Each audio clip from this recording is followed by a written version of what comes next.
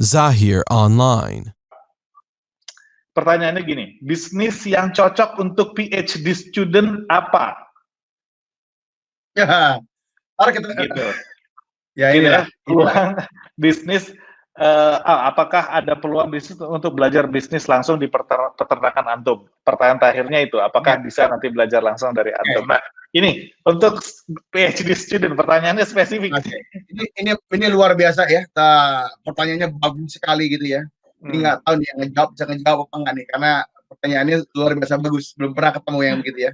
Nah, mungkin kalau kita jawab tapi sangat tersinggung ya, mungkin kita ya bisnis pendidikan lah, ya kan gitu ya. Atau bisnis pendidikan lah, ya kan.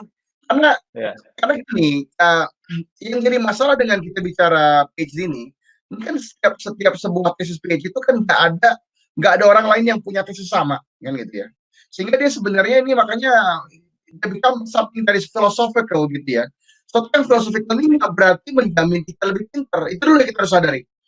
Bahwa bukan berarti kita lebih pintar, bukan berarti kita lebih jago, enggak, sama sekali enggak gitu loh. Nah, tapi jarang di antara kita yang sadar itu gitu loh.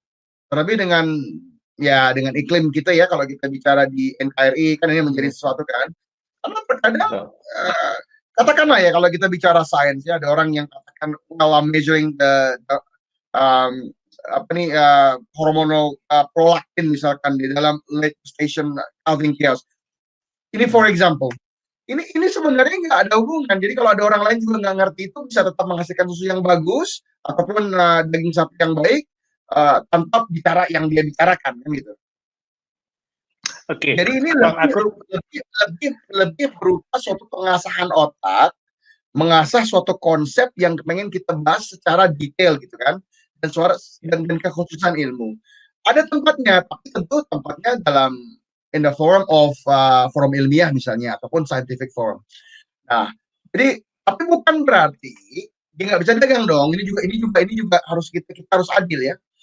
Karena sejatinya setiap orang itu punya kemampuan lain. Bisa jadi tadi kan yang menanya itu tadi, bisa jadi dia punya kemampuan misalkan pinter misalnya dalam bidang horticulture, karena kita kan nggak tahu PhD-nya apa. Bisa jadi dia nanti bisa dalam misalnya asparagus misalkan, ataupun kita bicara greenhouse, kita bicara tumbuhan-tumbuhan lain yang bisa dia temukan sehingga nanti bisa menjadi suatu produk yang unggulan.